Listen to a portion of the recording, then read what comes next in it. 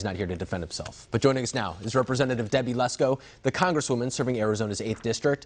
Congresswoman, since the last time we talked to you, of course, this Congress has passed that $2.3 trillion bill. The government has kind of extended their guidelines when it comes to social distancing. Are you pleased with the government's response so far? I think the Trump administration and President Trump is doing an excellent job. I mean, he goes on TV every single day, brings in health experts to guide the American public through what is going on, what they should do. And he's done great things for New York. I see the Governor Cuomo doing a lot of complaining.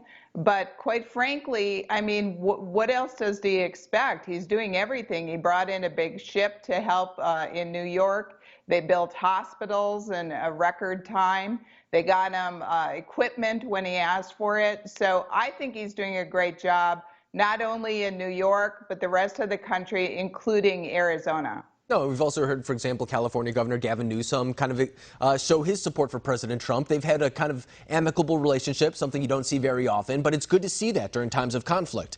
And this comes at a time, though, where the president, for example, has extended those sentencing guidelines, or not sentencing, the social distancing guidelines. That's going to be taking place now till the end of April. But then on the other side of that coin, there's this debate about what this is doing to the economy. So do you think that at some point there should be a balancing way to those two things, or do you think right now we should be listening to public health officials and what they say regarding distancing?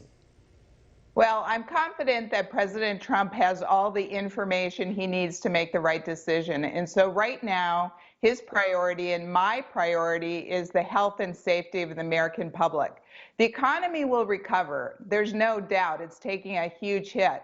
My office is receiving tons of calls from constituents, a lot of small business owners. I'm glad that the package we passed is really helping small business owners with forgivable loans. So health is important. You can't get back your life. So I approve of his guidance on the distancing. Yeah. No, I think you're right. And I think it's one of those things, too. I've heard from several experts that say you always want to look back on something like this and say, maybe we overreacted compared to looking back and saying we didn't do enough, and as a result, people died. I mean, that is about as serious of a ramification as you can get. And to your point, too, Dr. Anthony Fauci has said that despite this kind of narrative put out in the media, that him and President Trump have been on the same page at this entire time. Every time that public health officials have made a recommendation, President Trump has followed up with that recommendation. Of course, you wouldn't see that coming from a lot of the president's critics. They make it seem like he's kind of doing his own thing as public health officials are doing another. But you mentioned your home state of Arizona right now. How's everything going in Arizona? Are you pleased with the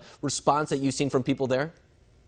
I think Governor Ducey is doing a great job. He has been on TV nonstop. He's actually been handing out food, other supplies, but he's really been coordinating with Mike Pence and the White House on a constant basis. We're coordinating with him, as are the other Arizona Congress members, and I think he's doing a great job. Now, for whatever reason, I'm not sure why, our U.S. Senator Kyrsten Sinema has been critical of him for not shutting down everything sooner. Our governor did say we should stay at home, but he also realizes that there are essential businesses that need to keep going on and that people need to go out and exercise, but they need to have social distancing.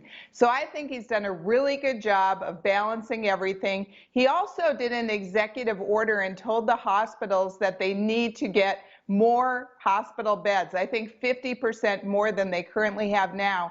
And we're at an advantage because we're behind in New York and some of the other high hit areas as far as being hit the hardest. And so we have a little bit more time to prepare.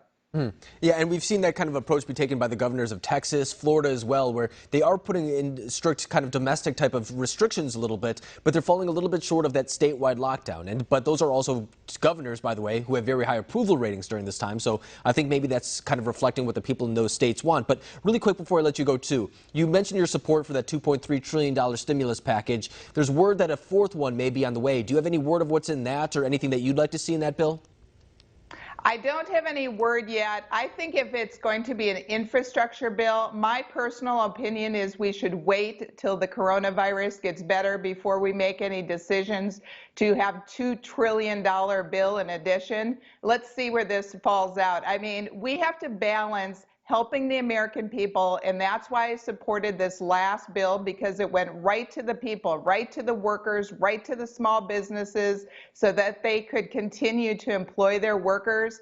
But it also adds to our deficit, which is huge, and so we have to balance both out so that, you know, my great-grandchildren aren't paying for this in the future. We have to make wise decisions. No, and that's why a lot of Americans were calling for a clean bill in the last one, and we're very critical of some of the things being proposed by your Democratic colleagues in the lower chamber, even though some of them did end up getting in, but it was still relatively clean compared to what was being proposed the first time. But Congresswoman Debbie Lesko, I really appreciate you coming on and breaking this down for us. Thank you.